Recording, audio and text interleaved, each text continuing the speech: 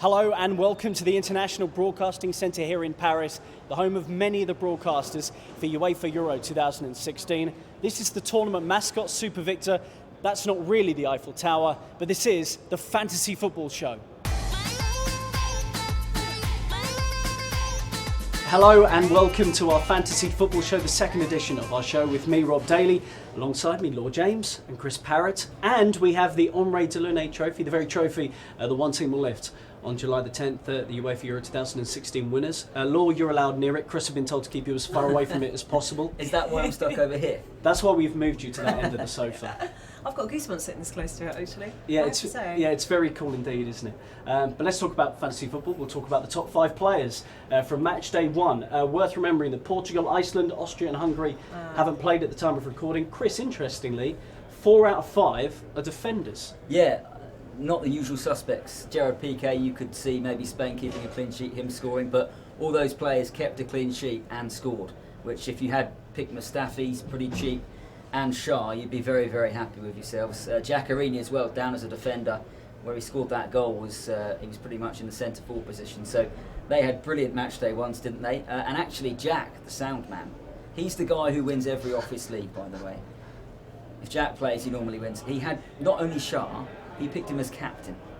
Yeah, well, I was speaking to Jack about this earlier, and he was telling me it was tactical. He was trying to give me a bit of a lesson. I think it was maybe a bit of luck. Yeah, I think it's, yeah. I mean, if Shah gets 11 points next time, I'll be very surprised. Laure as well, Dimitri Payet in that list after a sensational performance against Romania. Yeah, just amazing. If you've got him in your team, keep him there, absolutely. He's become a new national son of France, really, as well, and it's difficult to imagine he was so far away from being selected for the team altogether, but he's really proven his worth. Yeah, goal and an assist in that game, hence the 10 points. No strikers in the top 5 either, but let's hear from a UEFA Euro winner who says you must have one centre forward in your team.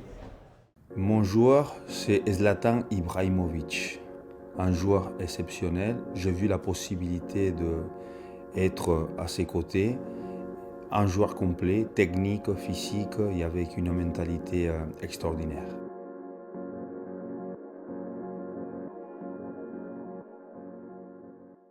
So David Trezeguet says you have to have Zlatan Ibrahimovic in your team. He didn't score against the Republic of Ireland, Laure, but you do have him in your 11, your fantasy 11.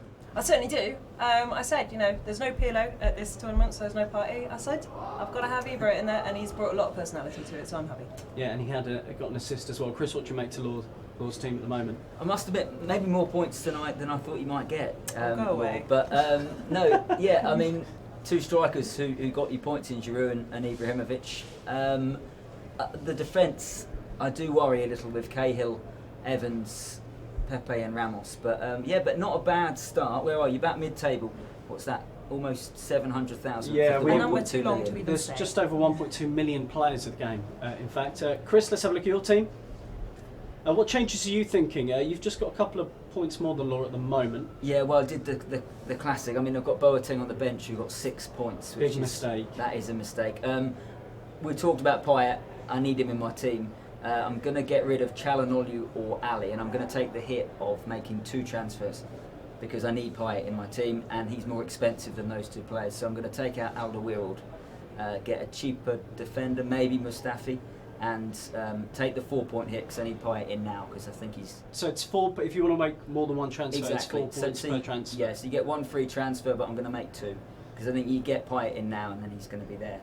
France are going to go far. Yeah, absolutely. Laure, what do you make to Chris's team at the moment? I think very strong, and I'm already thinking about what kind of transfers I might make, actually. As much as it pains me, I may take out Johnny Evans, bring in another defender. Okay, let's look at my team now.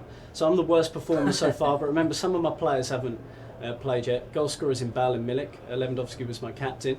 And I'm not doing very well in the global league at the moment, No. Chris, am I really, to be honest? I'd say that's bottom 3, relegation form. Yeah, I am a little bit. Almost 900,000. Well, what I'm thinking is I'm going to spend less money on one of the centre forwards and bring in Payet, and then maybe look for a goal scoring centre back, because as we've seen already, that they're the flavour of the tournament so far. Imagine having nearly 900,000 people better than you.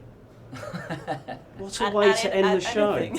Also, wouldn't it be amusing if everyone brings in Parrott now, and that was his Well, game? that's and actually it's Griezmann or Martial Exactly. or Giroud or someone who scores. Okay, guys, thank you very much for joining us on the second episode of the show. Don't forget, you can get further tips from our tipsters Andrew, Vas and Paolo on the website, euro2016.com, and you can play our daily sevens